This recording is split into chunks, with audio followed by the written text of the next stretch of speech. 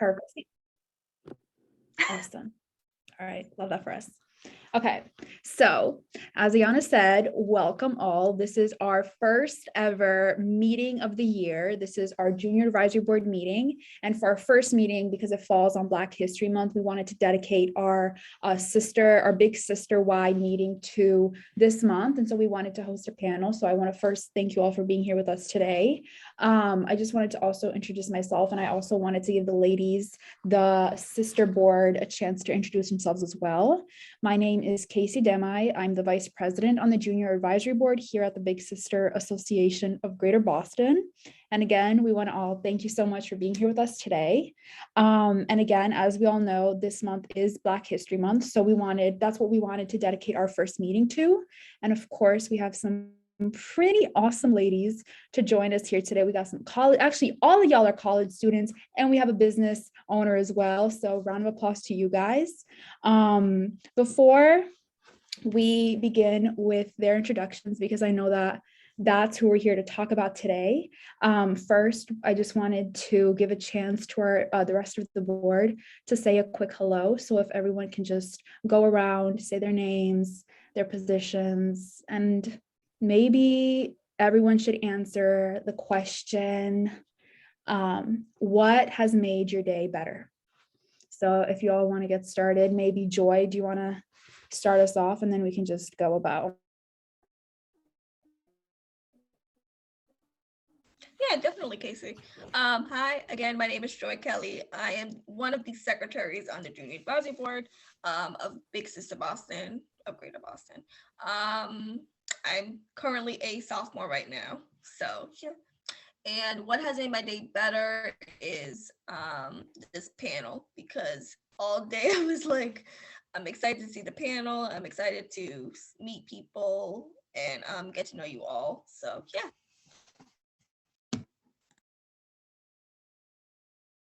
I guess I can go next. Can you guys hear me? Okay. Well, I'm the second half of the secretaries here on the Junior Advisory Board. My name is Justice Porter. I'm also a sophomore, and something that's made my day better was definitely coming home to my cat, and I'm like, he came up to me. I was so thankful for that. It just felt like a lot of love. So yeah.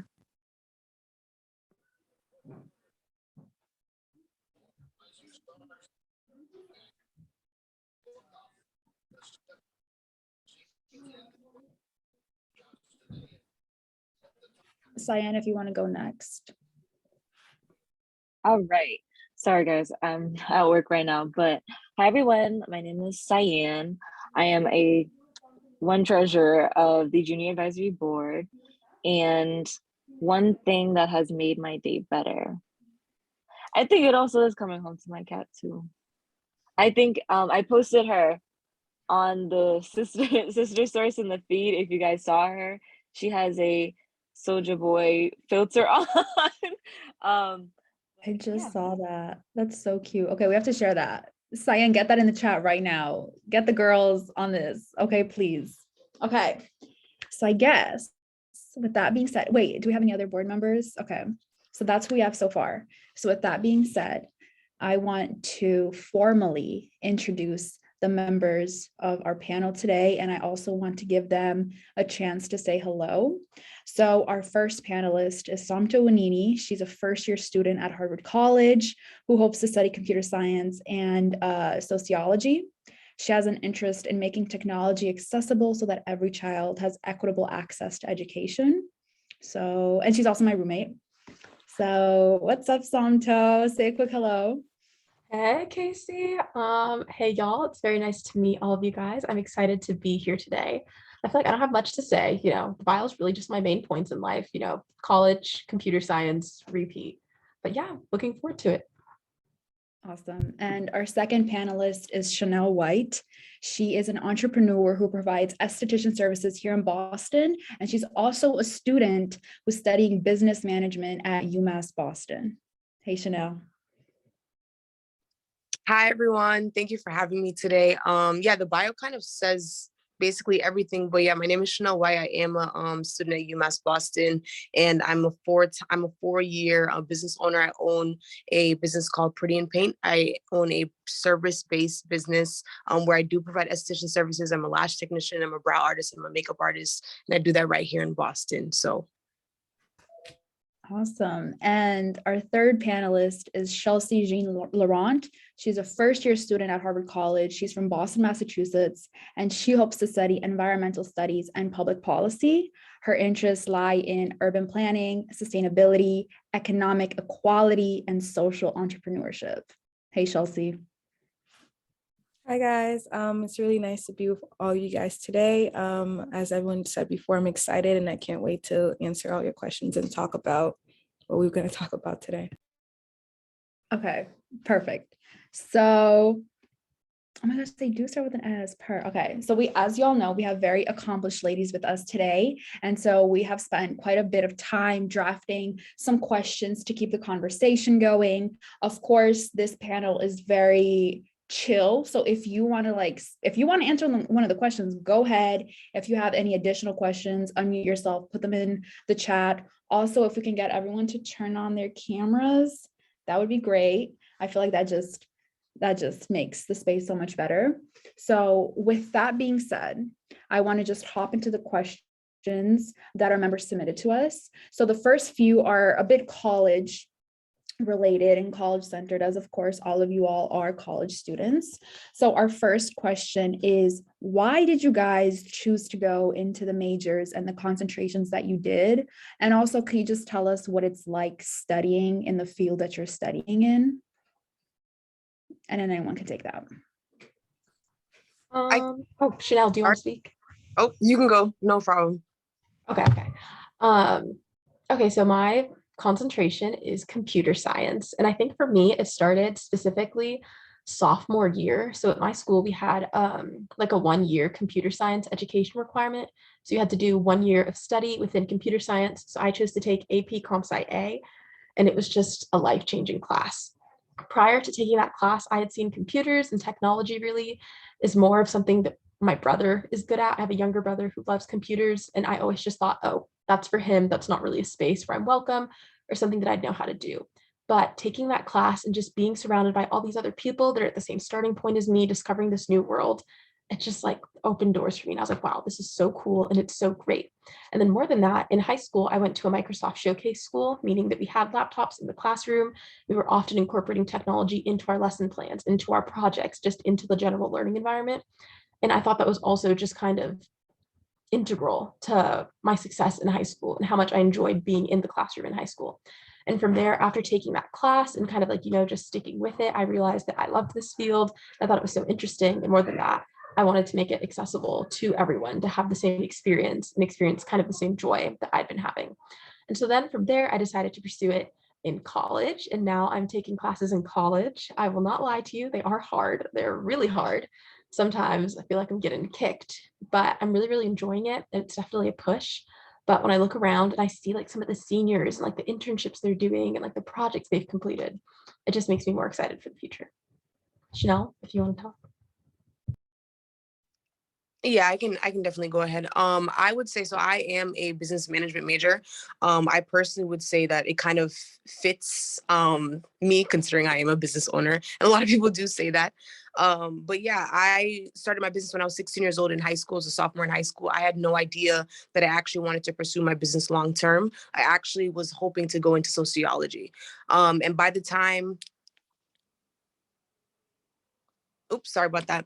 By the time that I think I was a senior in high school, or even I think I was a junior in high school, I had realized that I do want to study business, simply because I knew that I had a skill, and I knew how to make money from that skill. I knew how to build clientele from that skill. I knew how to market that skill, but I knew that there was more information pertaining to owning and running a business effectively and efficiently that I wanted to attain while being in college. So that's the reason why I pursued business management. And now I'm very happy with the major that I have. I'm majoring in business management and I'm minoring in marketing because marketing is like a second love for me. And I just believe that this will help equip me with everything that I need necessary in order to run my business in the most effective and efficient way. Even though a lot of the information that I'm learning now is information that I've studied and learned and educated myself upon, but even so, I still have that education that I'm attaining on a day-to-day basis that I'm able to pour back into my business on a day-to-day basis as well. And I've reaped the results from it. So that's personally how it went for me.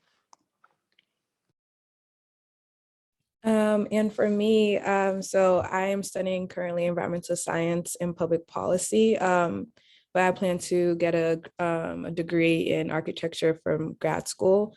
So for me, I grew up even though I'm from Boston, I grew up in Haiti like for the first year of my life. And being from a developing nation, I often hear people like talk about how they could help developing nations by maybe like sending food, like bidding missionaries, but rarely do I ever talk about infrastructure. And I feel like infrastructure plays a big role in the difference between the developed world and the developing world. And so from a very young age, I knew I always wanted to go back to like Haiti or other developing nations and help with their infrastructure. So I plan in high school, I took this program called ACE Boston, which is like in architecture, construction, engineering. And with that, I fell in love with it. I worked almost all throughout high school over the summer, and I did a lot of internships. And the one thing I enjoyed the most was ACE, because unlike other internships that are like finance or tech, I was like sitting down all day behind a computer screen, and it wasn't for me. It wasn't something that I loved. But with ACE, I was like on my feet. I was drawing. I was looking at other people who are in the professional field, and I realized like, okay, this is what I want to do. Unfortunately, my college does not offer architecture as an undergrad, but so I'm doing environmental science and public policy.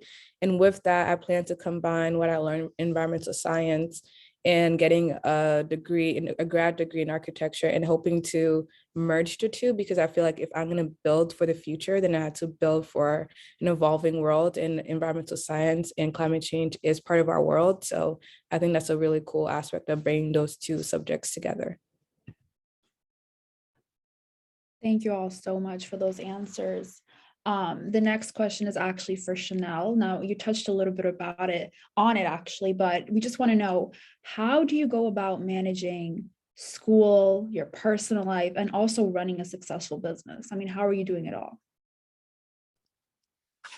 So for me, I just believe, I've always been a believer that anything that I do, I'm going to do to the best of my ability. Ensure that whatever I'm fitting in within my schedule, I'm going to be as successful as possible. So for me personally, I'll start with my personal life. I do take self-development very seriously. So I ensure that I just think it's important that we grow to at least 10%, 5 to 10% every single day, whether it be reading a book, whether it be meditation, whether it be learning something, educating ourselves about something, or even emotional intelligence. So I ensure that I'm developing on a day-to-day basis. And usually I spend that time during my mornings or late at night. And as for my classes, I do ensure that I schedule out my classes at a specific time during each day so that I can accept clients. So I accept clients on a day-to-day basis. I actually just came from my apartment because I just had a client. But on a day-to-day basis, my schedule really much looks like I have classes in the morning times up until about 2 o'clock, 3 o'clock. And then after or in between, if I have a block in between any of my classes where there's maybe 3 hours, then I'll run home and then I'll accept a client. Or if I finish all of my classes, then I'll go home and I might have 2 clients, I might have 3 clients. And I also participate on the STEP team at my school as well. So I have to fit that in my schedule on Tuesdays and Thursdays. And obviously I have to attend school and I have to do other things within my life as well. And organizations that I actually am a part of. I'm part of Black Student Club at my school as well. So that plays a part in it too. But yeah, I just ensure that I manage my time very wisely to make sure, obviously, we're college students and the workload is not the easiest. So I just have to make sure that I have time as well to study and get my work done. But yeah, I think I manage my time pretty well. I just think it's a matter of not looking at it as if it's overwhelming, but more so looking at it as, okay, everything that I'm doing within my life right now is going to ultimately lead up to my utmost success. And that's the most important thing for me, to get this degree and build this business. So Thank you all so much. And our next question comes from Cyan. Wait, Casey, can you DM me that again? I just left it on yes. my phone, so I just Oh. transferred to my laptop. My bad. Of course. Sorry, guys. Technical issues. Oh, BRB. Okay. Cyan, I'm gonna email it to. I'm gonna send it to you right after this question. So this next question was sent to us for Somto and Shelsie. Some of our members want to know about your experience so far at Harvard, and also specifically about the Black community at Harvard. Is it a small community? Is it a large community? Is it tight-knit, et cetera, et cetera? I can start with that. I think there's definitely a Black community. It's also known as Black Harvard or Blarvard, if you want to shorten it. It is larger than most predominantly white schools. I think that is an advantage that compared to other Ivy League so far, I think in our grade specifically, it's around 16 to 18% Black. In comparison, BC is like 5% Black. So I think it has a larger Black population. I think for Black students, though, I'll be wary of just wanting to stay in the Black community. I think it's pretty tight knit, but it's big enough that there are cliques within the Black community. But I do think there's like the BSA, there's the NSA, which is like the Nigerian Student Association, there's the Caribbean Club. So I think there's also like Generational Africans Club. So if within the Black community, there are other like groups. And I think if you search for your group, then you'll definitely find a family and find groups of people that will support you and that will help you throughout your career. I definitely agree with Shelsie. There is for sure a Black community here at Harvard. I think that was something I was really surprised by, not necessarily by its presence, but just by how like well organized it is and how much it's just a celebration of culture. So I've gone to PWIs for basically like my whole life. I went to school in Dallas, which was a very, very white community. In my grade, I think we had maybe like 5 Black girls total. It was also like an all-girls school. So I'm very used to kind of being like, very much so the minority or like the odd man out. So to come to Harvard and see so many, or at least for me, so many Black people in one place was kind of awe-inspiring. And then to have all the clubs, like Shelsie mentioned, I'm in NSA, I'm Nigerian. So specifically like Nigerian Student Association, to see people that like understand the music, like they're eating the food that I like and we're getting dressed up and like, Ankara fabrics, like it was so incredible and exciting. I remember texting my family in the group chat. Like I sent them a picture at one of the first meetings of the year of like the food I was eating. I was like, look who found like jollof rice at Harvard. They were like, how did you find that? Like, where did you get that? And I was like, I know, can you believe it? But like, my people are here, so it was kind of for me a very home away from home kind of experience. So I'm loving it so far. And while I think every group is cliquey, it can work to your benefit, to find like a niche for you within the community.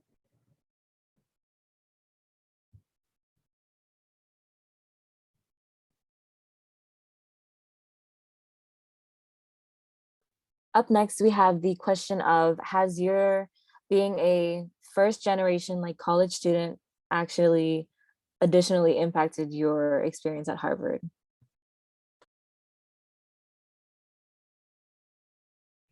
Being a first generation student, for me, I think it definitely has impacted my like place at Harvard, but I think in some ways it's good, in some ways it's bad. For example, before the semester started, my first semester started, we have this group called FIRE on campus, which is meant for FGLI students, so low income first generation students specifically.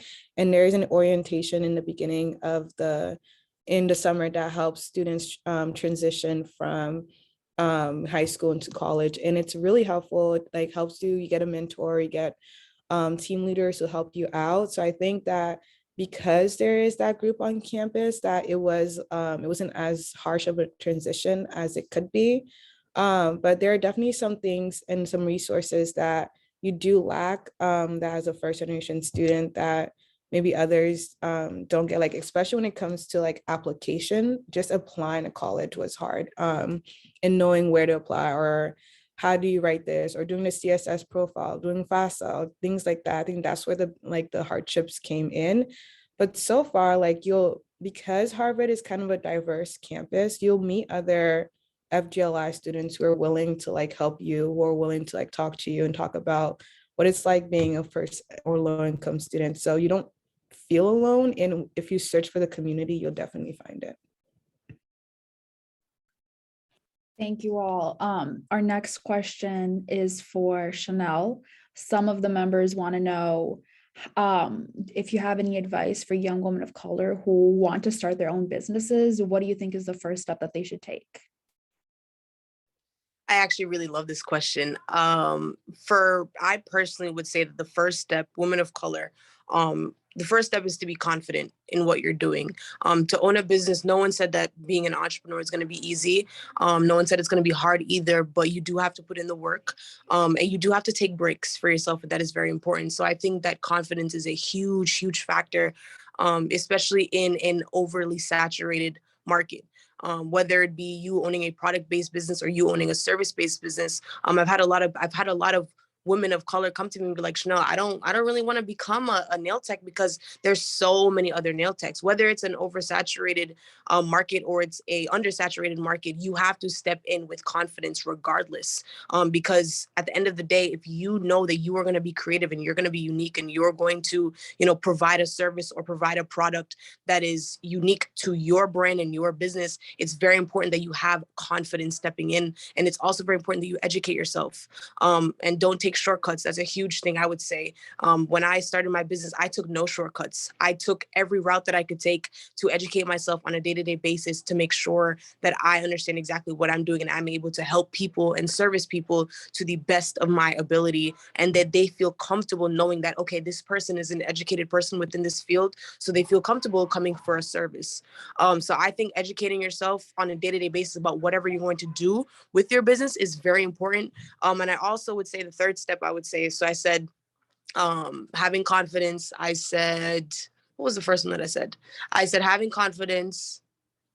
Could someone remind me of the first one that I said? I completely forgot. I think I said creativity as well. Yeah. So having confidence, being creative, educating yourself. And I would definitely say being consistent is a huge one, because at the end of the day, the work that you put in on Monday needs to be the work that you put in on Friday. So being consistent is a huge portion of owning a business or being a business owner, because you have to do this every single day. This is a full-time job. And I think that there's a misconception of when you become an entrepreneur, oh, I'm an entrepreneur, so I make my own schedule, so I can put in the work 50% this day and put in the work 70% that day. No, you need to treat entrepreneurship, your business, your brand, like it's a 9-to-5 job. You clock in at 9 a.m. and you clock out at 5 p.m. and you show up every single day, because at the end of the day, we're so used to instant gratification, where it's okay, I show up to work 7 days, I show up to work 5 days a week, I know I'm going to get paid on Friday. It's the same thing when you own a business. Don't expect results without you putting in the work. So that's really, I could say a lot more, but I'm just going to combine it. That's really what I would say is really, really vital and really important when it comes to you starting a business, especially being a woman of color. You might get a lot of backlash. You might get a lot of things said about you. And you might even get backlash from people within your own community. And that's simply because, sometimes, especially as women of color, we look at competition instead of compatibility. So I think it's just really important to realize, okay, you're doing this not only for yourself, but you're doing it for a bigger cause. Thank you, Shanell. And speaking of compatibility, do you have anyone that you look to as a role model in creating your business? Was there someone that helped you throughout the way, or someone that you look up to now for your dreams and aspirations?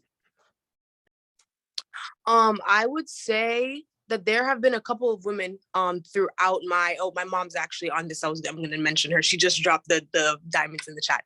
But I would say that there have been a couple of women that I have definitely looked up to, women that, you know, either have certified me in the field that I'm in or are in the field that I'm in and have reached massive amounts of success. I actually host a segment on Instagram Live every Wednesday at 7:00. I'm actually going to be doing it tonight, called Women Talk Wednesdays, where I do bring on other women within, you know, the CEOs, entrepreneurs. A lot of the women are in the field of beauty industry, for different areas, different places, a lot of them being within Boston. And I've been able to interview the women that I've actually looked up to since I was a little girl.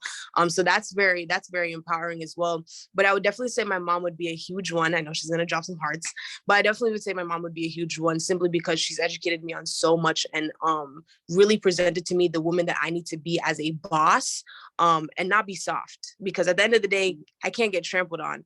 So it's really important to have a strong back. And I think that she's been a really great backbone all my life, and really has taught me how to be the best, and show up to be the best every single day. So that's who I would say definitely has been a great influence in my life.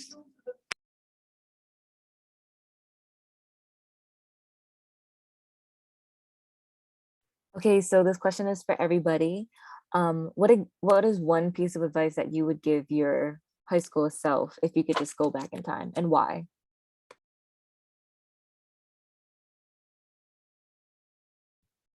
Okay, I think some of the best advice I ever received, it was during college application season, but I wish my mom had told it to me so much sooner, which is not even don't sell yourself short, but don't minimize your accomplishments. Throughout high school, I was, overachiever, needed perfect grades, join all the clubs, do an internship, get a job, work. Then you get to college applications, and suddenly you have to prove yourself to a board of unknown individuals all across the country that you don't know. And like, as you're writing these applications, or even as you're just thinking back on your high school experience, for me, I just felt small. It seemed like everything that I had done, I was like, wow, I mean, someone else could have done it. If anything, like Shanell was saying, maybe someone has already done it. Maybe the field is completely oversaturated. So, like, what do I have to offer? But again, referring back to Shanell, you need confidence in yourself and in like what you've achieved. And my mom told me, Somto. At the time, I was like 17, 16, however old I was. She's like, not only are you a minor, you couldn't drive until 2 years ago, legally couldn't work, so you have no money, and you're not an adult. You can't sign for anything under your name. Look at what you've done in your community. Look at the clubs you've started at school, the people that you've talked to, that you've worked with, that you've helped, all this work that you have achieved. That matters. That matters. If it's important to you, then it's going to be important to other people. But again, it starts with you. If I minimize what I'm doing, and to me, I'm like, oh, well, it's really that simple. Oh, it doesn't matter that much. Why should I expect anyone else to care about it or to give it the recognition that it deserves? But if you lift up your own work and you have confidence in yourself and what you're doing, then it shows. If I'm talking about something and I'm passionate, I can imbue that passion within you through my voice, through my expression, my emotion, how much I care about it. But again, it starts with you and caring about what you're doing. So especially in high school, when it's a time of like, great exploration, but also great indecisiveness and kind of just general confusion, be proud of what you're doing. It can seem very easy to get lost in the fray of like thousands of other high school students, but you matter and you're unique, and what you're doing has purpose and it has worth. I love that, Somto. I wish someone told me that sooner as well. For me, I would definitely say explore. And I mean that in all aspects. I think for genuinely like for the 4 years of high school, at the end of your high school career at 18, they expect you to apply to college and know what you want and know what college you want to go to and maybe potential major. It's a lot, and it can be really, really exhausting. And I think to minimize that exhaustion, to minimize that stress, I think throughout your 4 years, it's great to explore. And you don't have to get an internship every summer. You don't have to join. You don't have to join every program that there is. You don't have to do every club that your school offers. I think that at least join one club or do one internship that you might be interested in. Get to know the world that surrounds you. There are so many opportunities that go to your school counselor, ask them for jobs around you, ask them for clubs outside of school if you don't want to do one in school, and find the things that you like and the things that you don't like. And once you realize at an early age the things you do like and the things you don't like, it becomes very easy to see what you want to do in the future. And it's okay if you get into college and you don't know what you want to do. You're still young. At 18, you're not supposed to have it all figured out. You're not supposed to have it all figured out at 22 or 26. It's a process, and take pride in that process. There's a beauty in it, and you're not supposed to have it all figured out. So I think it's to give ourselves some grace to explore all your options and to not be so honed in of trying to find like this perfect ideal path. And also explore other paths. Maybe college is not for you. College is not for everybody. And I know that our society puts this rigid pathway of like high school, then college, and then maybe grad school, and then you'll be successful then. But there's other ways. You don't have to go to college right away. You don't have to go to college within the first 2 years of your life. You can work, you can travel, you can do other things. So I definitely think to explore your options and see what's best for you and what's best for the people around you. I love that answer. Personally, for me, I think I'm going to keep it a little short. I actually was a really big overachiever in high school as well. And I took part in a lot of organizations and a lot of clubs. And I was an athlete all my life. I played 3 sports. And I started my business when I was 16. So I would say 2 things. And one of them is going to be tied more so into me being a business owner in high school, because that was a whole experience within itself. The first thing I am going to say is that not every experience is eternal. That's what I would tell myself, that not every experience is eternal, and a lot of experiences are temporary. I think naturally as young people, we do tend to feel as though if we go through one bad thing or one bad situation or one bad experience, especially within high school, that it's going to last forever. That might be you choosing the wrong school, or you not applying to a scholarship, or you having a bad friend or a bad partner, or whatever it might be. But not every situation is eternal. A lot of those situations are going to be temporary. So that's definitely something I would tell myself. I think that cut out a lot of stress that I had in high school. And then the second thing pertaining to me being a business owner in high school, I would definitely tell myself that you're not going to receive support from everyone. I really think that would be a huge thing that I would take from my older self, simply because it was very difficult being 16 years old, because not everybody took me seriously. Not everybody understood the drive and dedication that I had to become a business owner. Not everyone understood the love and passion that I had behind my brand and business. And not everybody supported me, whether that be friends or family members. And I think I took that to heart for a very long time, until I finally realized that is okay. You're going to receive more support potentially from strangers than you are from the people within your own circle. And that is okay, because at least you're receiving it from somewhere. So I would definitely say that would be a huge thing that I would tell myself, my high school self at least.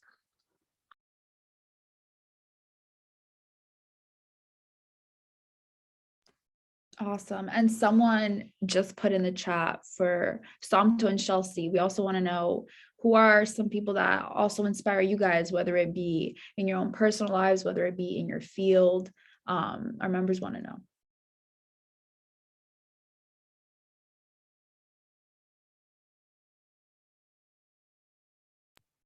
Okay, sorry, Shells. I feel like I always start first. But so again, my field is computer science. And I think 2 people that stand out to me first has to be my mother.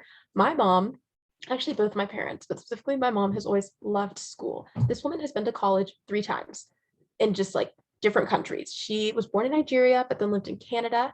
She lived in Toronto before moving to America. And she has a linguistics degree. She also has a technology degree, and she is currently a nurse practitioner, meaning that she has like her master's of nursing or whatever that degree is. But I have never seen a woman who is so driven to learn and just excel at what she's learning and constantly be pushing and looking for more. So I think in that aspect of not staying complacent and always realizing that you can be improving yourself, that there is more out there for you. My mom inspires me more than anyone else, especially in computer science, which is easy for me to sometimes feel like I can't keep up. The field is ever evolving and ever changing, but I have my mom rallying behind me all the time, like, no, honey, you can. And like, this is so exciting. And there's such great work that you can be doing with it. So it's definitely my mom. And then second is specifically, this one's a little more niche, but sophomore or maybe junior year of high school, I feel like it was World Career Day or it was some sort of event, but my school brought to us Dr. Christine Darden, which isn't like a household name, but essentially she was one of the NASA mathematicians from Hidden Figures. I hope all of you guys have seen Hidden Figures. Stellar movie, stellar work. Love that movie. But Dr. Christine Darden came and we all gathered in the gym for like her big presentation. And for the next hour, she spoke to us about like thermodynamics and essentially the science of supersonic travel. And when I tell you we didn't understand a single word, none of us knew what was going on, what she was talking about. She was bringing out figures and all these things. But I have never been more enraptured or enthralled by to be in someone's presence than this woman. Not only was she a Black woman, she was a Black woman in science, in STEM. At the very top of her game, they made a movie about her team. And here she is at the forefront of technology that doesn't even exist yet. She was telling us about how they tested it in the past, but then it was deemed too disruptive to society because of like breaking the sound barrier and the sonic boom. But then she gave us like, a little sneak peek into new technology that's coming with supersonic travel. So you can fly from like New York to London in 3 hours or like 30 minutes or something outrageous. And again, when I can't even fully describe it to you guys because I didn't understand all the science, but to just see a woman in that position, I remember just sitting in that chair and thinking, it's possible. It's possible because sometimes, you have all these dreams and these aspirations, but when there's no one ahead of you, no one who's done it before, it can seem scary. Of course, it's great and it's honorable to be the first, but it's also a heavy burden to bear. There's a lot that's unknown that you're going to have to go through.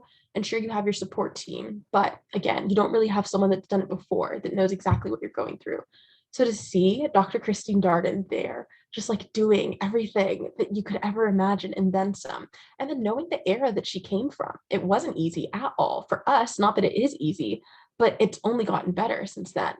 To this day, that moment just sticks with me. And again, whenever I'm feeling down in the dumps, I'm like, Somto, one day you could be in a gymnasium, giving a talk that no one understands, unfortunately, but that they're still able to relate to and just feel impassioned by. So that's that. For me, I also think my parents are like my number one inspiration. Unfortunately, my parents, none of my parents were able to go to college. My mom from an early age had to quit school to take care of her sisters after both of her parents died. And she basically became her younger siblings' parents. But watching my parent move from a country without knowing the language and building a home, working in a country, navigating a country with their second language has been really inspiring for me.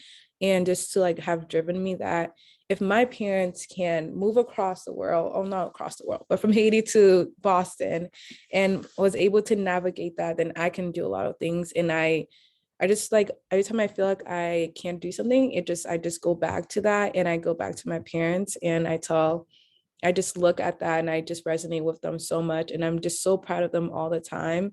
And every time they're so proud of me, it makes me want to cry because it's just like, I'm more proud of you than anything else because you're able to do that, give your children and change the course of history of your own family by taking a leap of faith and saying that, you know what, I don't speak the language. I haven't been to college. I don't have a degree, but I'm going to build a life here anyways. And that honestly to me has been really inspiring.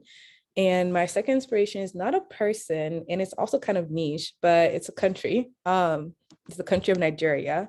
I know it's really random, but growing up, we always hear about developing nations in Africa or in the Caribbean or South Asia. And just to see how quickly and how fast and how rapidly growing Nigeria has been really inspiring for me.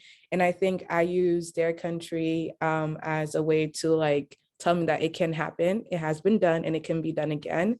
And I use their country as inspiration to, hey, if one country can do it, if a Black country can do it in Africa, that a lot of British colonization said that it was never going to be anything, and yet it overpowered all of that, then other countries can, and that has been really a real inspiration for me.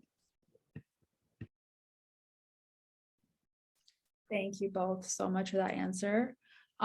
This next question is specifically for Somto because I know that she has a lot to say on the topic.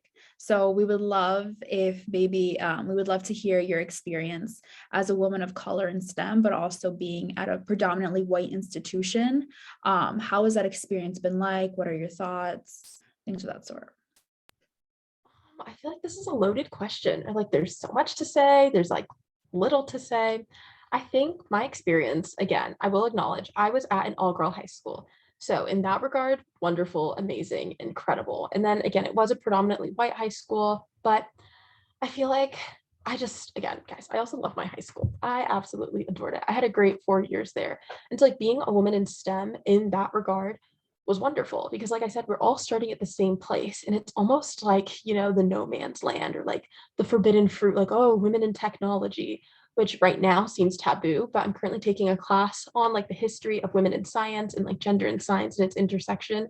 And like, again, think of Dr. Christine Darden. Women used to be mathematicians and like astrophysicists and all these crazy things. So in that regard, in high school, being a woman in STEM was wonderful and fun. It felt like a cool club that you could finally join. And you're like, yeah, I'm a woman in STEM, like I do science and math. And you're surrounded by all these girls that also love it and that were all interested in it. And it felt very uplifting. And then granted, I will admit, coming to college was a much different experience, not just in the reintroduction of boys like back into the classroom for me, but also specifically in STEM. I can't say it's been negative, but there's definitely more pressure, I think, in the classroom. During section or during lecture, I feel a bit more hesitant to ask questions because I don't want to be wrong, because it feels like, again, there's always been that sense of, oh, we haven't gotten to that unit yet, but there's this terminology. I believe it's like the clubhouse, like unlocking the clubhouse. That's what computers are seen as, is like, again, a men's only invite club that's not meant for women. So especially being a woman in STEM and being in this environment where you don't know what you're doing, you're in college to learn, you're not expected to know. That's the whole point of being there. It can feel a bit stressful at times, I'll say, in all honesty, and kind of just like a lot of pressure to not make mistakes or to like ask the right questions, which seems weird because it's, how can there be any wrong questions?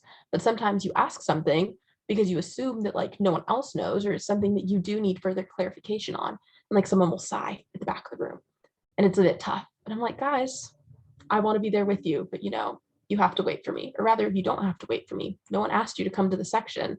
So then like, if this doesn't help you, leave, to be blunt. But I think that's more of just like a negative aspect of being a woman in STEM, is that, again, there's always going to be men in the room or just like other people in the room that won't be as understanding, or will just see you as kind of like an intruder into a space that used to be theirs. And like you're kind of infringing upon the sanctity of it.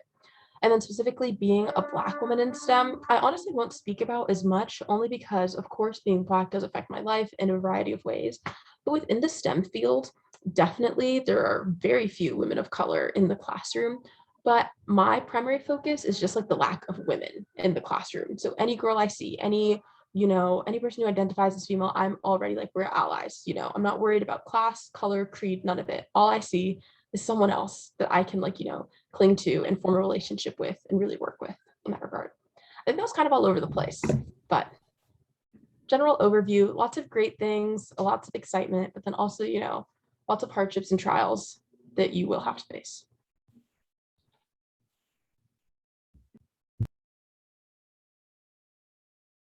And our next question comes from Joy, if she wants to unmute her mic. Yeah, no problem. Can y'all hear me? My thing is on, so okay. This one is for Shanell. My question is for you. What is the best part about owning your own business? The best part about owning my own business is freedom.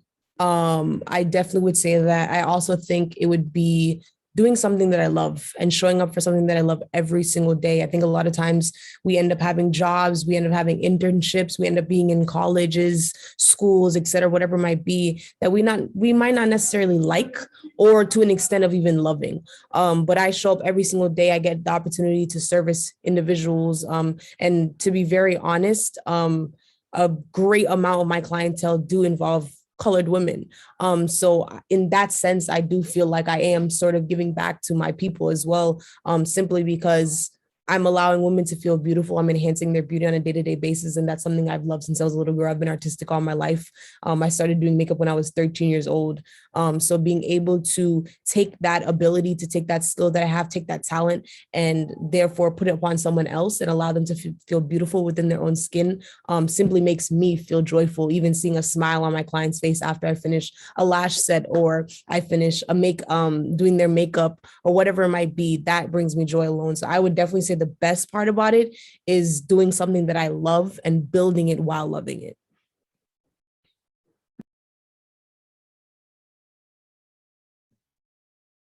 So Shanell, you spoke a little bit about giving back to your community. And so this next question is actually for both you and Shelsie. As you guys both live in Boston, I hope. Do you have a community here that you rely on for support, but also to advocate on behalf of and to give back to? I can go first. I would say that when I had first moved to Boston, the support that I got was unreal. And I can be very transparent as well. Within the month of September, I had 2 clients, only 2. And it was a little discouraging at the time, but it wasn't going to allow me to stop. And I was still going to keep pushing. And in the month of October, I had the most clients that I ever had within the last 4 years of providing services just within 1 month. And that's simply of, yes, I promoted, yes, I marketed, but also the community that I had at UMass Boston and being a part of Black Student Club really allowed me to broaden my network. And it became to the point where one person would tell the next person and a friend would tell a friend, and that's kind of how network goes. So I really would say that community helped me a lot. And being able to give back to people of color, it really has done a lot. Even with the segments that I do every Wednesday, Women Talk Wednesdays, I feel like that is a huge way that I'm giving back. When I started Women Talk Wednesdays, I think I started in September, and it was just an idea. I was just going to be by myself, and I was going to talk every Wednesday because I think it's very important that when you own a business, sometimes when people come to your Instagram page or your Facebook, they don't necessarily know who's behind the brand. They don't know the face that they're coming to when they're going to a service. So I wanted to build a connection and a relationship with my followers and the people who look up to me. And I was able to do that with Women Talk Wednesdays. And I would have special guests every single week until it became to the point now where people are asking me to be on Women Talk Wednesdays. And it's empowering women from all over. I have, I have business owners within Jamaica that have texted me and said, thank you so much for Women Talk Wednesdays, because this allowed me to really, feel inspired to continue my business, or I was just about to quit my business, or I was about to close my brand or close the shop or whatever else. And now they're inspired to keep going. And that simply for me is just a humbling experience. So I'm very happy and grateful that I'm able to give back in that way. But not only that, but teach my community and teach people in general how they can build their brands and businesses as well. I'm so grateful that I'm equipped with the education that I need necessary to run my business legitimately, effectively, and efficiently. And I'm able to teach now those qualities and that key information to other people. And I do have students and I do run webinars for, introduction to business. So I'm grateful to be able to do that. And those are some ways that I personally give back. I think Black Boston is so underrated. I think we're like the underdogs of the world. I wish our government officials invested more within our Black community. But yes, I definitely think there is such a strong community here. And being Haitian and being in Boston, everyone knows about Zoes in Boston. I live in Mattapan specifically, where I could go out my house and speak almost Haitian Creole to anybody on the streets, and they would probably answer me back in Haitian Creole. And I love that. I adore that. And throughout high school, I definitely was part of like Black at my school, like this club called Black, and it stood for Black Leaders Aspiring for Change and Knowledge. And I was the president of that club my last year of high school. And throughout, I also did something called Young Women of Color, which is I was a mentor for younger Black students at my school. And I loved it. I love talking and experiencing and talking to other Black students and talking about our struggles and our joys and our pride and everything in between. I love mentoring younger girls. It was like one of my favorite things to do, and seeing myself in them and helping them navigate this world. Having a mentor is so important. And I think that's like something critical, is just having someone to talk to, just someone that has lived your experience, so you don't feel alone, you don't feel crazy in this world, and so that could help you. So that was probably my favorite part throughout high school, is just being able to be a mentor to younger Black students. And for right now in college, because Harvard does have such a big Black community, I definitely feel supported within that community. Having people to be around you, like my proctor, who is basically like our RA, is Black, and she is also my math teacher. And I know I could just hit her up and text her time if that's to me. So I just always feel supported and uplifted within the Black community here, and also just in Boston, and giving back. me and my sister, for example, one year we decided to use all our summer money that we made and buy books, notebooks, backpacks, pens, pencil. And I wish I could just show you the pictures. It was like a bunch of notebooks, crayons, and we shipped it over to Haiti, to our local church there, so they could distribute it out to the to kids that were going back to school. And that brought me so much joy, just my pastor telling me like some parents are not going to send their kids to school for this fall, and they're able to send it just because I sent some few notebooks and backpacks over there. So I definitely think giving back to community and just always remembering where you started is so important, because they're the ones that are gonna uplift you the most, that's gonna yell for you the most, that's gonna shout for you the most. And they're the one gonna be there at the finish line clapping for you when you get there. So I had a question for all three of you. I was wondering, how did you each find your voices in your field? So I know a lot of people, specifically Black women, can be stifled by, say, white people, or specifically men. I think I find a lot of men trying to silence me. So how did you guys find your voices and make sure that you weren't like falling in the background in your fields?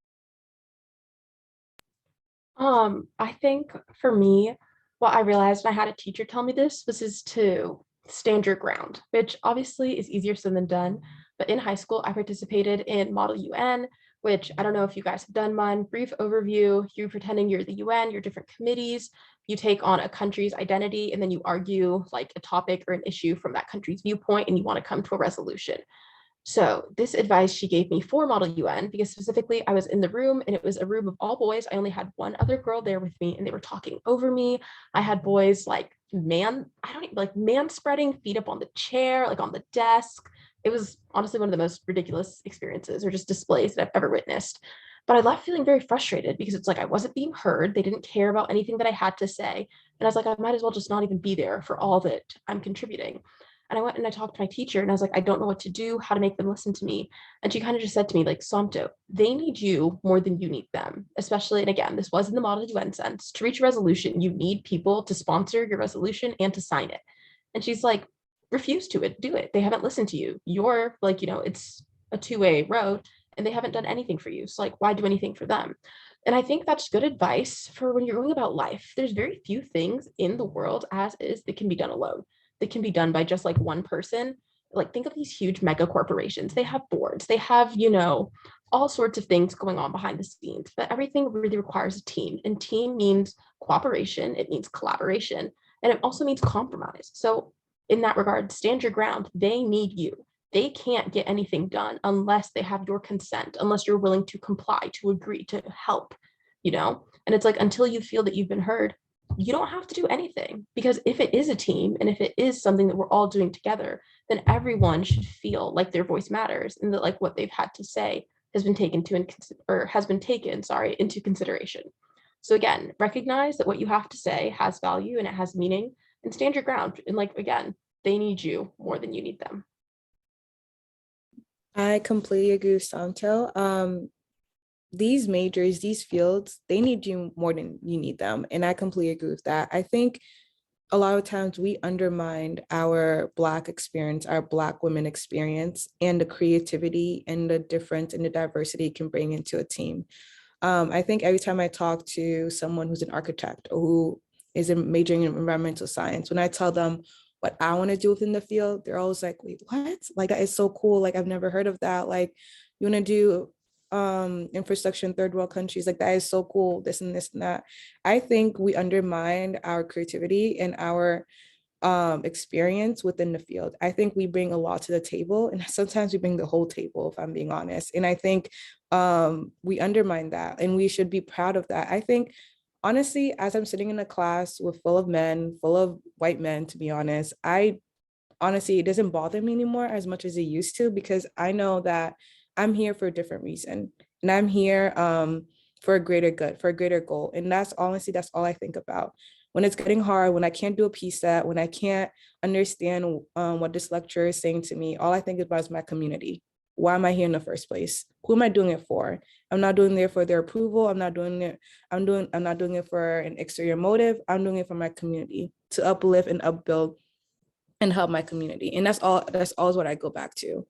And once you start focusing on that goal, the amount of white men, the amount of white women, the amount of other people in the room won't matter to you anymore. And you're going to just start looking inward into what you can bring into the table. And it is so important to understand that your creativity, your experience is unique, no matter what anyone tells you, no matter what society tells you, your experience is so unique, they need it. A lot of the times, these fields are begging for diversity, begging for inclusion, because we bring so much to a table that they don't have already. So please don't undermine that. I just want to give a couple snaps because when she said that we are the table, yeah, I think that deserves a couple snaps.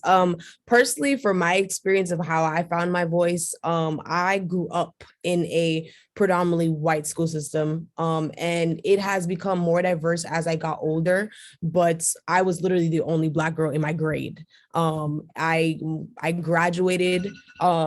I graduated with only one other Black girl within my grade, but there were a lot of Black kids within my grade personally, and a lot of diversity. And like I said, it grew as I got older, but I think I was just forced into having a voice. I always had to have a voice. And that's something that my mother just taught me going throughout the school system, where I grew up with racial slurs. I grew up with discrimination. I grew up with people looking at me different. And I grew up with a passionate tone. I've always had a passionate tone. And to some, that would come off as aggression or anger.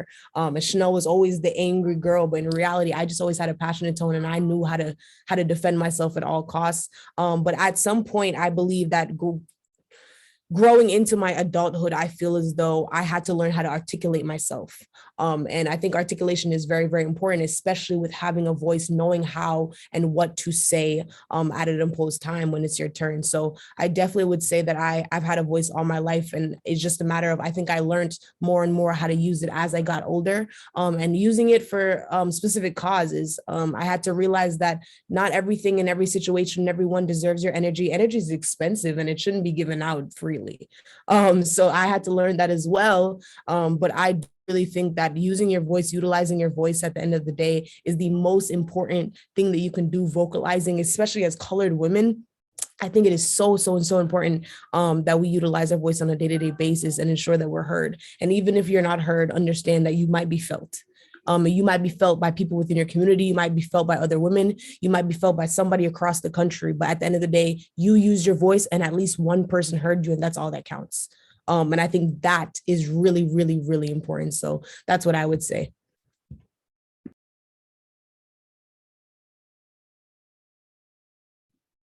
All right. So as you all have mentioned already, and as we've talked about in great detail, in spaces of business and academia that already lack women, and especially women of color, how is it that this month, but also in general for the rest of our lives, how can we continue Dr. King's message of inclusion, equity, and equality in our own lives and in our prospective spaces? I could take that one. I think for me is to actually mean it. I think a lot of companies and schools and universities are diversity and inclusion, but what does that really mean? I think, yeah, numbers matter. For example, Harvard is 16% Black, and it prides itself in having a huge Black population. But what is it doing for the Black population? Are there resources for low-income students? Are there resources for first-generation students? Are there resources for POC students on campus? I think that's what matters to me the most.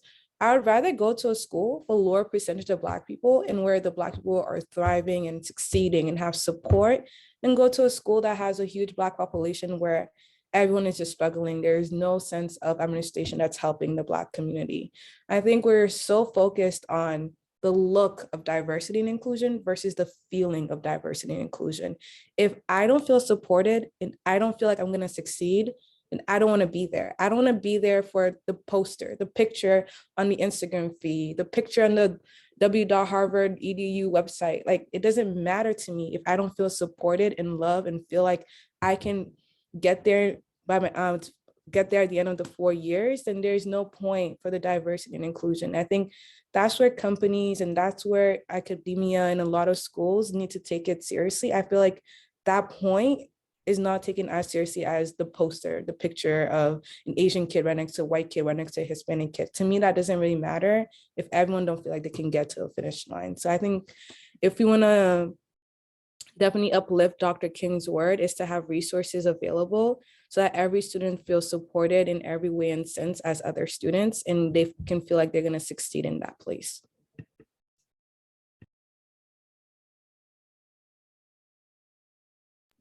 Oh, I can go. I'm gonna bring it a little bit further than school for a minute, but definitely some snaps. I loved it.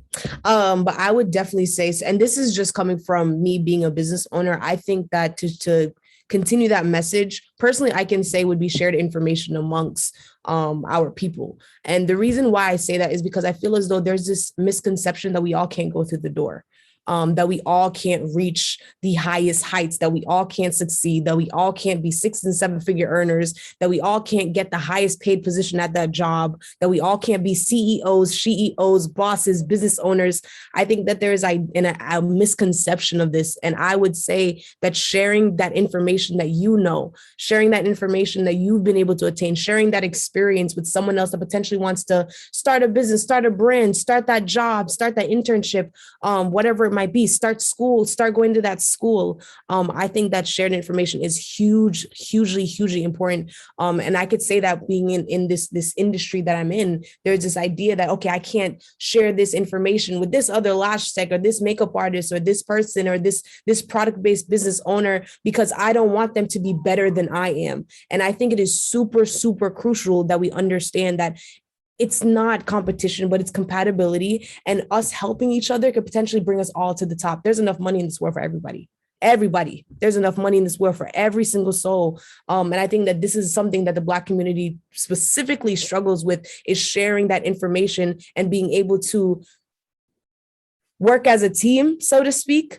I think that's a huge thing. And I think that's something that has improved definitely, but I definitely think that there's still a long way to go. So I think if we're able to become more vulnerable and more comfortable with the fact of, okay, I can potentially help somebody else start, or I can potentially help somebody else finish, whatever it might be. I think that we would really get our foot through the door then. And I think that that would really change a lot of narratives, not for only me, but other people, for my people specifically. So I definitely think that that would help a lot. And, you know, at the end of the day, I don't know who said this, but someone said everybody needs a mentor. So I think that, you know, you being able to mentor somebody else and put them in a position, I think positioning is so important. Putting them in a position to better themselves is the utmost thing. It's honestly so important. I think that's why I choose to teach in any way that I can, because I do want to help other people. And even if they reach past the level that I'm currently at, that is okay, because at least I know that they got there and they did it. So I would definitely say that that's a way that we can continue that message. I'll keep it short and sweet. I think building off what Shanell said, pay it forward. It's very easy when we're in our position again of like receiving or like, oh, I need help, I need this and I need that. And of course, like these are things that we do need and we will benefit from. And it's really easy to get caught up in that cycle and feel like it stops with you. Like once I get all of this, I will succeed. But it's like, no, you need to perpetuate the cycle, pay it forward. Okay, you've been helped, continue helping. Again, share that information, really make sure that it doesn't end with you, that it keeps going into the next generation and the next. And as you spread it, it will spread both laterally and vertically. And then I think also it's just pride. Like if we're preaching diversity and inclusion, you have to include yourself. I remember in middle school, especially, I hated my hair. I hated my braids. I hated everything about it, about being African. It just wasn't cool. It wasn't fun. It wasn't what everyone else was doing. So it was something that I felt like differentiated me from others and not in a good way. But as I've grown older and I've grown into like my culture and just like love for like self and like being Black in our tradition and our history, I realized that like I can't expect to be included and be celebrated if I don't do it for myself first. You know, it's something I'm going to keep coming back to, is how important it is to be your own, you know, supporter, to be like the first person that's proud of you. I always want all of you to be proud of yourself first and foremost, you know. So I think especially when we're preaching diversity and inclusion, include your own culture, include your own people. You know, it's not just, oh, I want to be included in someone else's community. I want to be included in the white community, have what they have, live how they live. It's like, no, I want you all to accept me and my people as we are and give us like what we deserve. And then after that, I'm going to take what I've been giving and give it on to the next community that also needs it.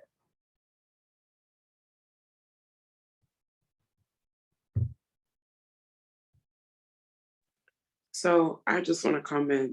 I found some Orajel, thank God. So my teeth are not in pain and killing me right now. So first I want to say all of your answers, all of your experiences, all of you, I want to recognize, acknowledge, and applaud all of your work, your contributions. Everything that I've heard tonight has been nothing but the least bit of excellence. And I want that, and I'm so happy, especially you all being so young. It's so important. There's a couple things I want to do, and usually I ramble, but I'm not going to do that tonight. So just a couple things I want to touch on. First, the question that was asked a little bit ago, what, as a college student, what advice would I give? As a senior getting ready to transition into the modern day workforce, start early. For those of you who are in high school, and for those of you who are already in college, for you being freshmen, you all are doing amazing work, and please continue that.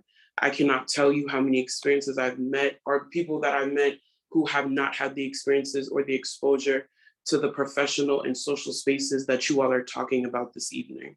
And I really want to recognize that you all take an initiative to get engaged and getting involved in your community and investing that back. Because the worst thing that we could do is take all of that and not share it with those who, especially who have been in those positions where we've come from. So I definitely want to acknowledge that. And I want to say that it's very important. I started in high school. I've been in Big Sister, the program, since 2014. I was one of the original Little Sister Leader board members. There was originally 7 of us. We were all matches. It was us and our bigs, and we were the dream team. So we made everything happen. We did the fundraisers, we did events. I've emceed events. I was the leading story for the Big in Boston event fundraiser last year.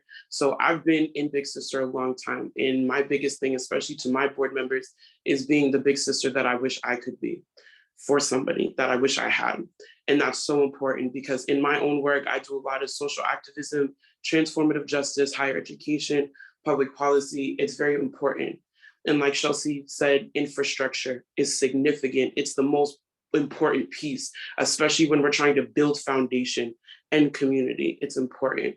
And I really value, and it makes me so happy to hear all of you being able to talk about that and recognize it and apply it in your own life and understand that the work you're doing is not just about you.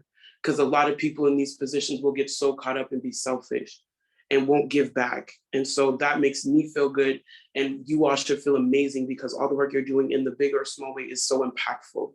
And there needs to be more people like you. So I want to say that. And just going what we're talking about now, just investing back into the community as best as you can. My biggest work now is diversity, equity, and inclusion, professional accountability, responsibility, and ethics. There's not a lot of people in higher places in decision-making positions that are doing enough, especially when it comes to BIPOC communities. And we need to really galvanize and get together and recognize that we as a people have much more power. Like you all talked about, they can't do anything without us. They need us more than we need them.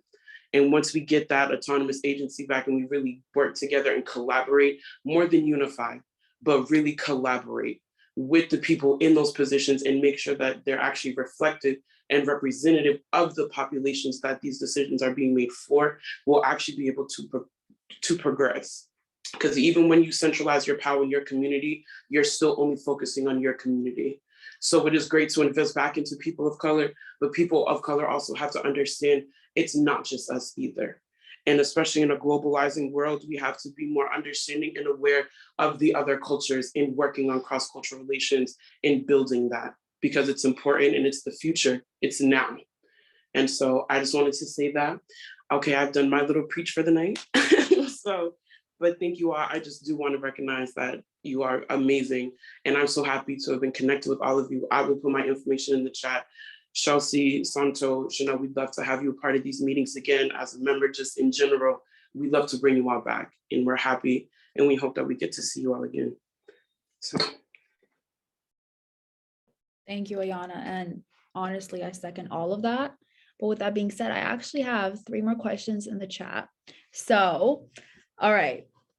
Okay. The next question is going back, obviously this month is Black History Month.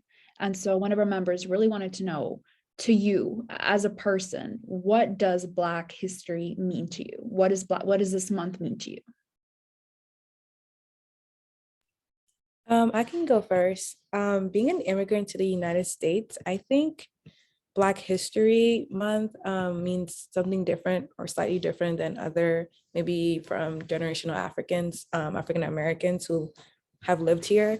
I think for me, it's a time of learning and a time of listening as well. I think so often we group the Black experience as one. And during Black History Month, being able to learn about specifically African American culture has been amazing and beautiful, because I think one thing that we do forget is that there are many different cultures and many different experiences within the Black community. And I think during that month, it's time to celebrate not just leaders like Dr. King, but to know other leaders too that who are might not have been like in the posters or that we might not have taught have heard in school, but just learning about them. It's also a time to celebrate our own success. I think so often people will put out slave movies or Black sadness or Black tears or fears. But I think for me, it's time for Black joy and Black success. And hearing other women like Shanell, who have their own business, who have their own pride in their business, seeing that makes me truly happy. It's a time to celebrate ourselves for who we are, for what we are, and for not changing it, for not being embarrassed by it, for taking pride in that, taking pride of who we are and how far we have come, and looking back at it, thanking our ancestors for all the hard work that they did for us to be able to be here, and also time of reflection. What have we done and how can we move forward? What is left to be done? And I think that's what it means to me. So learning, listening, celebrating, and reflecting. I agree with Shelsie. I think my two words would be recognition and then remembrance. It's like recognition of all that we have achieved, especially like, look at where we started and look at where we are now. But I especially love, like, again, like Shelsie was saying, recognition of the smaller things, of people like, look past Dr. King, look past Rosa Parks, like, look at like, individual fields. It's when we can get specific and really point out notable things. And I especially love things that are notable for us aren't notable for others because it was easier for them to achieve. For them, oh, it's not a big deal. But for us, we celebrated, like we ran up and down the streets when these things happened. So like Black History Month is a time of recognition in that aspect, then also like remembrance. Because, especially in this time when you have so many movements to erase the past, to forget history. Oh, it's so painful. Oh, we don't need to talk about that. Oh, we don't need that anymore. It's like, no, this happened and it's important that it happened. It had an impact on people that is still, the effects are reverberating in communities and in generations and families today. So it's important to have this month to remember what happened. Don't let people forget. Again, it's not that you should wallow in your wrongs, but learn from them and make sure that the future is so much better than that. So for me, again, recognize what we've done and where we've come from and remember all that happened and be excited for all that we can do.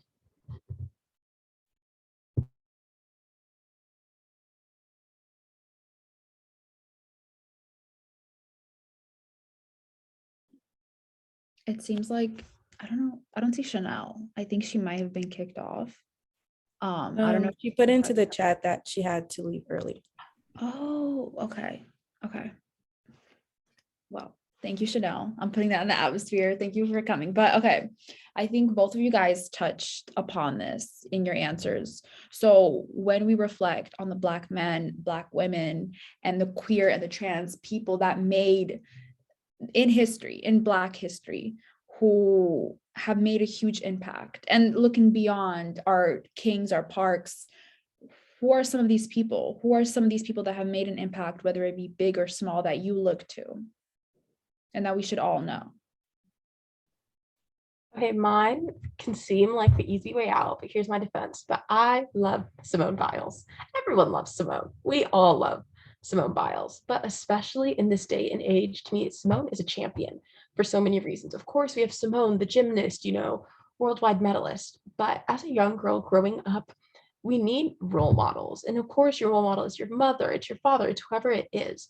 But especially in the Black community, what women, especially specifically women, can we name that have achieved such high status and such high fame as Simone? Of course, there's plenty. Michelle, love Michelle Obama, of course.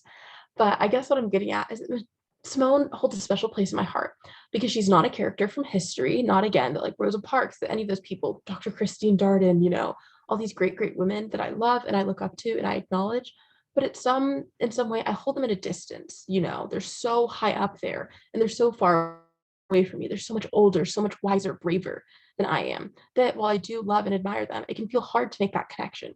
But Simone, she's so close to all of us. She's someone who's just like us from this like modern era, this day and age. You can connect with her through social media. You watched her in the Olympics. So it's like, not only is she so close to us, but then also she's real. She's so real. Again, none of this is to say that all these other women aren't real. But for me, Simone is real in a way that I can see myself in. Like, I very clearly see myself in her. I'm also an athlete. I row for Harvard. I've played sports all my life. So to like watch Simone grow through like the Olympics, and then even in like the 2020 Olympics where she took a step back and she said mental health matters.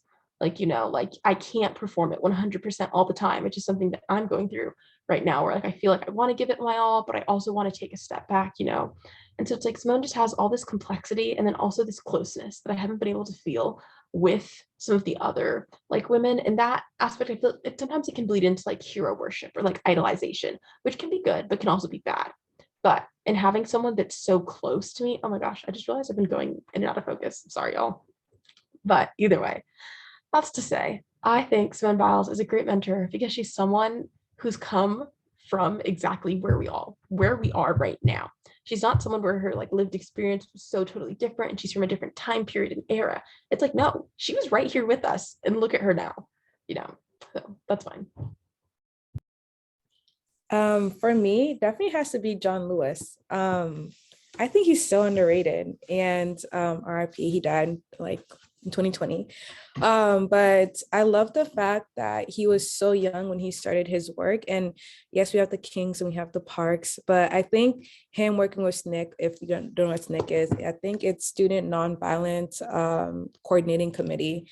And he was part of like the 13 Freedom Writers. And I just think it's so inspiring to see young leaders in action. I think like we look up to Malcolm X, we look up to Rosa Parks and Dr. King, but they all were like older and a little bit more coordinated within their work. But seeing John Lewis at such a young age with other students is inspiring because it says you can do it right now. You do not have to have a degree. You do not have to be old. You do not have to have lived all the experiences there is in the world. You can do it right now. You can grab some other students. You can stand in front of a building. You can shout. You can plan a whole entire protest right now. And I think that's what's really inspiring. And I love the quote, get in good trouble, necessary trouble. And I think that to me has always resonated in me because if you're content with our society, if you're content with the way things are right now, then there's a problem. And there is always room for trouble, good trouble, of course. And I think it's always time, like there can never be change without breaking the standard, without breaking what is already in place. And I think it's important to tell our teens and tell our future that you're gonna have to break some rules, you're gonna have to break some laws in order to move forward. Dr. King was technically a criminal. John Lewis was technically a criminal.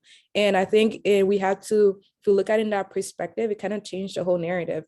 If you're complacent, then you're not doing something right. We have to be non-complacent. We have to be ready to get our hands dirty, to be in a good trouble. And so John Lewis is definitely one of my favorite person to look at.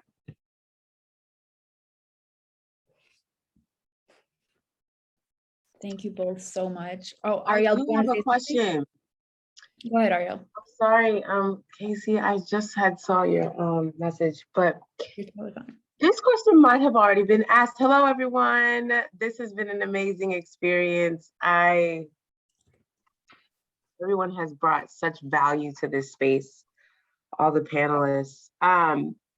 So Big Sister Boston is in the business of mentoring. Mentoring relationships are very important. And the way that we look at mentoring relationships is that we bring in individuals, we match them, and we ignite our girls' power. And I'm just wondering if you can talk about some of the mentoring relationships that you've had in your lives, how they evolved, how they started, and how when you see someone that you're like, oh, she's on fire, she's someone that I want to connect with, like any tips around how to connect with someone and create mentoring relationships if you don't have like the structure of Big Sister Boston, especially as you enter into like the college space? I guess I could go ahead. Throughout high school, I would say I had like four big mentors, one of them being actually the head of school at my school. And one of them, three of them being like teachers or people who worked at my school. So I think one of the greatest part about having a mentor, and all of them were, three of them were Black women, one of them was a Black man. And I think it's important to note that because although I don't think all mentors have to come from exactly the same background racially or ethnicity as you, there is this deep connection you can build with a mentor who is from the same background as you. And one of the things that I loved about my mentors is after school, I could go to them and talk to them about my experience that they already understand, that I don't have to further explain. They already know that struggle. They already know what I've been through. They lived it. And I think that was like one of the greatest part about having a mentor is that you find someone you can relate to, you can talk to, and that have lived this experience and made it out of that experience. So it kind of just reminds you that this is just one stage in your life. This person have lived it and you can too. And I think it's also just nice having mentor from just like all different ages. Like I had mentors who are like a little older, a little younger, some who are just starting family, some who are like newly professionals. And I think it's great because having people at different stages of your life, of their life can really help you see, okay, like this is what it looks like to be at this point of your life, or what it kind of give you like a good gauge. So I think it's also important for that. Also, another big part of a mentorship, I like the fact that my mentors were not structured. I could talk to them about anything. I could talk to them about boys. I could talk to them about fashion. I could talk to them about, I want these new pants and I can't afford it. And they'll just listen. I like that. I don't have to always talk about school or academia, about jobs. Although they were helpful with that, it did help me find internships. It did help me find clubs outside of school. Yes, that was important, but I just want to be able to talk to like an individual that's not necessarily my parent or my sister or my friend, but just someone else who would listen to that experience and who just be able to like relate with that, even though they don't necessarily have to chime in or necessarily have to say everything, just the willingness to listen. I just, that's the biggest part for me about a mentor. I definitely agree with Shelsie in that regard, just like openness to listening, sorry, and just like receiving you wholly and fully as you are. And then I think in establishing like mentorship with others, I can't say that I've mentored a whole bunch of people for a very long time, but I definitely have had a lot of like great connections and like relationships with girls from my high school, because I think for me, key to the lives of girls that I've impacted, that I feel that I've had some role in their development, was just establishing a relationship of like openness. Like I told all the girls that I loved, like all the underclassmen, I constantly told them that senior year for me was disappointing because I didn't feel needed enough. Like I was so excited to be needed and to be the mentor. Because I remember being a freshman and a sophomore and looking up to the seniors like, oh my gosh, I wish they'd talk to me. And I wish they would like, I just want to ask them this. Or like, oh my gosh, they're so cool. So as a senior, I was so excited to talk to the underclassmen. I was like, guys, if you have any question about your schedule, if you feel that this is hard, I agree, that class is really difficult. Here's a trick, try this instead. So I think just having that like openness, sorry, and then like willingness to listen, but then also to relate, to be real. Because at the same time, I'm not going to sugarcoat it for you. I'm not here to like, tell you sweet lies and tell you, false truths and all these things to make you feel better. Because the whole point of a mentor is the betterment of another. And like, I can't do that for you if we're not being real with each other. So that was one thing, is that even if it hurts to say, of course, I'm not going to tell it to you harshly. Like I'm not there to bring you down, but I want to be real with you and I want to be honest with you. And that's what some of my best mentors have done. And even some of my best friends, I always call them like, hey, I'm feeling really down in the dumps these days. I don't really want to do this. And then do you know what they tell me? Somto, you're being awfully selfish right now. You have so many good things in front of you. You have this opportunity, this one, and this one. Just 2 weeks ago, you were so excited about this and you told me how you're going to do this, this, and that. I'm holding you accountable right now and telling you to pull it together. I understand that you're having a tough time and I relate to that. You're fully valid in that experience, but also it's not going to improve until you make that initiative to change. Whatever you need from me, I'll be there to support you in that, but you have to make the first step. And it's that's some of the best forms of mentorship I've ever received, is having those people hold me accountable and push me to that next level. So especially in college, that was one of my favorite areas. And like Shelsie said, college applications are a difficult time.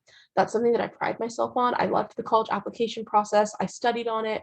I wrote lots of applications, wrote lots of essays. So I think through word of mouth, I helped a lot of seniors in my high school do their college applications. I was always willing to talk. Like Shanell's previous point, don't gatekeep information, share the information. It's helpful. So just again, openness across, all aspects and willingness to share your own experience, to relate to what they're saying, to be honest with them. I think those are just like key points to establishing mentorship. And then, uplifting them. Sometimes I'd establish the relationship by saying like, hey, we don't talk that often. I just see you around, but I just wanted to tell you that like I saw what you did there and I thought that was so cool and I'm so impressed by it. And like I'll leave it at that. I'm not going to be like, oh, I think you're so cool. Do you want me to talk to you all the time? Do you want me to, suddenly be a part of your life? It's just you're doing great, and just like repeatedly, just letting them know that like you acknowledge them. Hey, I see what you're doing. And I think that's even just a great subtle form of mentorship, just encouragement.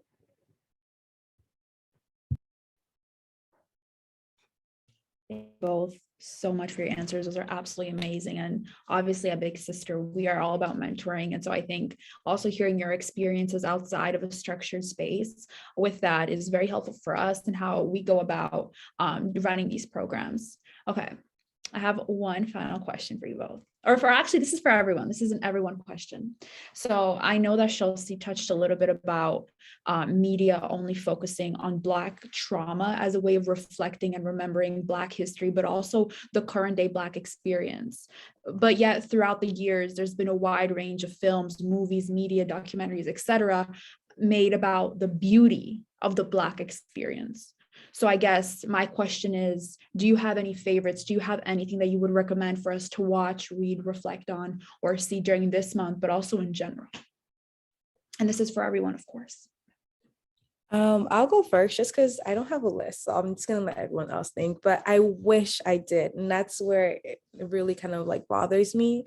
Sometimes I just want to open up Netflix and watch a show like or a movie like, I don't know, 27 Best Dressed, but in a Black version of it. Like I don't always want to watch trauma. I just want to watch characters who are Black and who just are just living their lives. Like it doesn't have to always be about the identity or Blackness. But I think a lot of BET movies kind of does that, but sometimes it also relates to a lot of identity. But my favorite for sure is probably Love and Basketball. And the reason why is because it does not talk about trauma. It's just a Black girl and a Black guy who both happen to love the sport of basketball, who both happen to like each other, and that's it.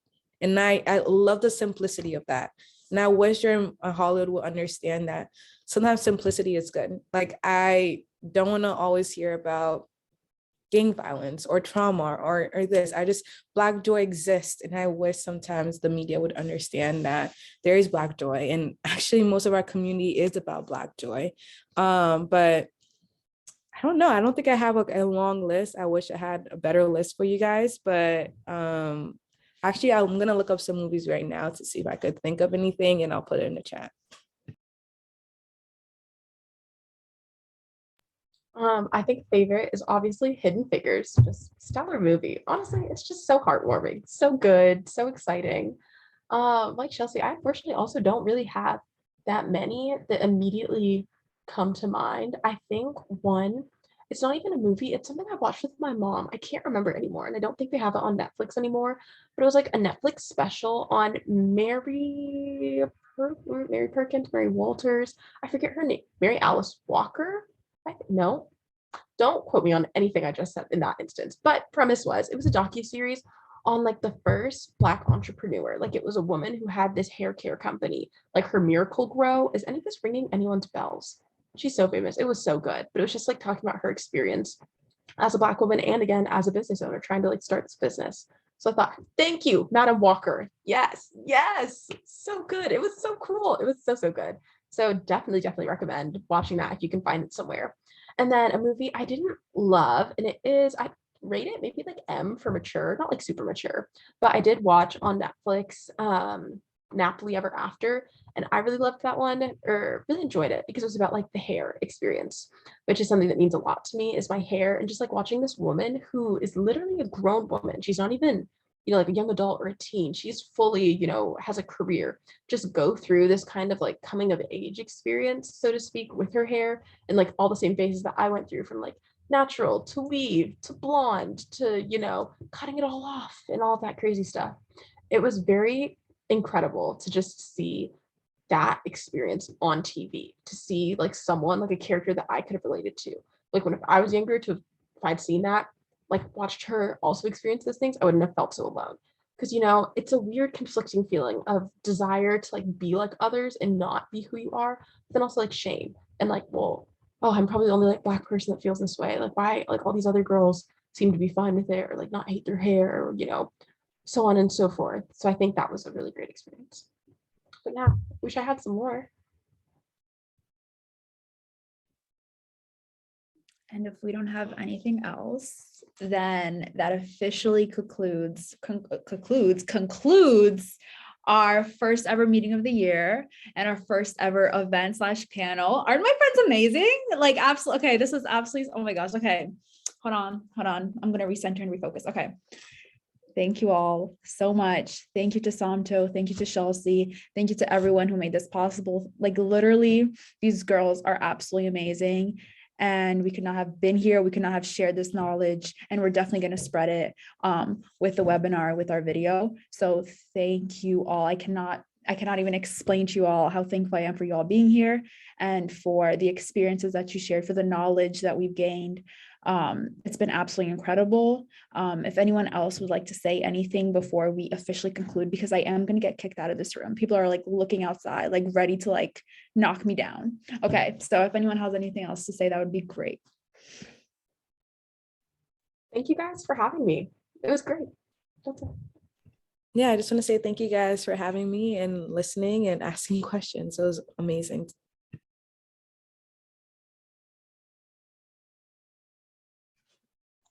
I just want to quickly say a shout out to everyone, for like our panelists and also our sister leaders and our board. You all did an amazing job, and you should definitely be very proud of this event. And I'm really excited to be able to share it with other potential members and little sisters and teens and our community as well. So thank you.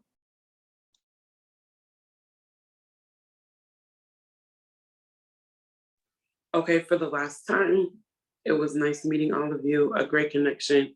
I really do hope you all get to come back and at any point have any interest in the Big Sister program, even if it's being a Big 4 day, just a plug in there, just want to say that. But yes, it was an honor, definitely a privilege. I'm so happy I got to share this moment and this experience with you all, and I hope we get to connect again soon.